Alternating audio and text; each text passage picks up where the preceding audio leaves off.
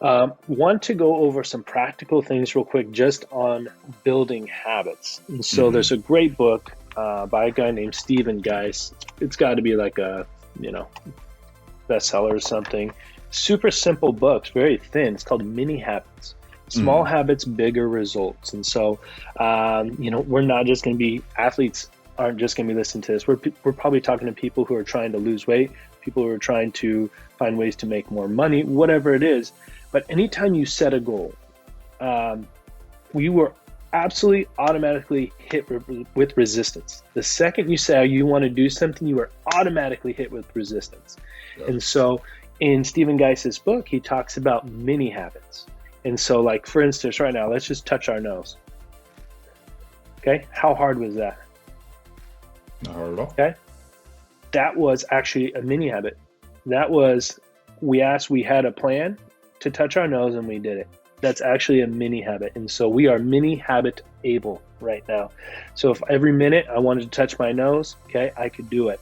And there's just like no resistance, right? I had no trouble doing that. Well, he talks about, okay, well, what would that look like if we wanted to do a 30-minute workout? Yeah, I can maybe do that for like 2 or 3 days in a row, but at some point I'm going to get discouraged or miss a day or something, and then pretty soon I'm just done. And so he says, well, what if you just start with one push-up? Okay, Mm. I can get down on the ground and do one push-up right now. I can't because I'm behind a desk, but I can do one push-up. Mm.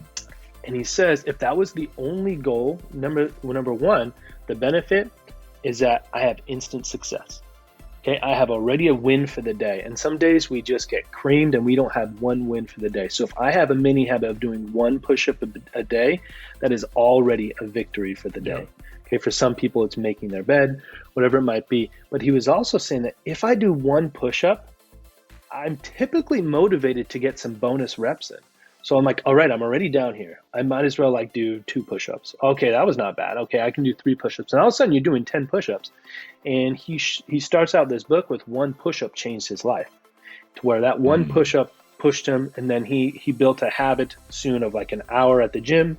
He built a habit of writing this book. And so it was just this one habit took off into so many different avenues of his life, because this book started off as a blog. All it was like a one push-up blog, and it just exploded. And so our viewers are not all athletes, but especially athletes. Like, okay, instead of trying to like build this really huge habit of like, okay, I'm going to go crush it in the gym for Yeah. 2 hours a day. Hey, let's start out by just like every morning putting on our workout clothes and walking out the door. Like, and that's what a habit is. It's like, here's my end goal. Here's where I'm at. What's my very next step? Okay, I don't have to get to the gym. I just need to put on my shoes. I don't Mm. need to get to the gym. I just need to fill up my water bottle. I don't need to get to the gym. I just need to get to my car.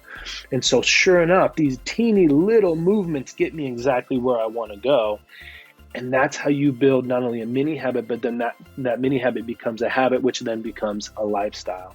And so, I have an online program called 21 Hours to Mental Power, because at one point it was said that 21 days creates a habit. And research is showing now it's more like 66 days of something then becomes a lifestyle, becomes second or first nature. Um, Anything as I'm talking come to mind on that, Asante? Yeah, it's so important when you're building on a new habit.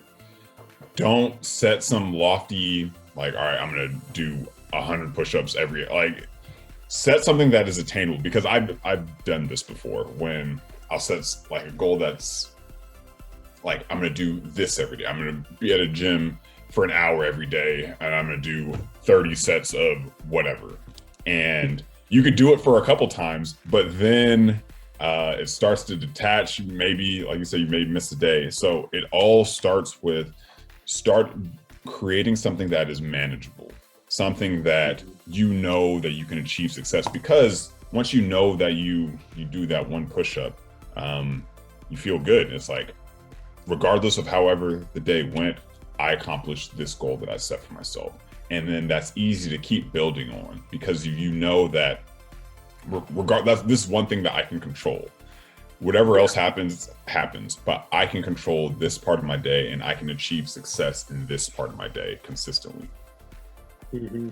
And I even think about like your journaling and your meditation and your workouts. I'm sure the first time you meditated wasn't for 30 minutes. It might have been for like a minute or a 5 minute quick video, right? So your capacity to do more, it builds, just like your endurance. That's what the word I was looking for was in your endurance to do more. It builds and builds and builds to where if you start to regress, you still have that stamina to kind of have that endurance to come right back. But if you haven't built that endurance, man, when you fail, it's like, okay, I tried, right? But what was I going to say? Oh, when we're starting a new habit, a great way to do that is couple it with something you already do as a habit. For instance, if you want to start to floss more often, put your floss right by your toothbrush. We brush our teeth every day, but I will forget to floss. So like if I have my floss, which I use a water pick, so if I have my toothbrush right by my water pick, I know, oh my gosh, like, wow, it's right there. It reminds me. So again, these are kind of these little tricks of like, how do I build a habit? I start by coupling it. I start with something super simple. And soon enough, it just builds that endurance to where it becomes a lifestyle.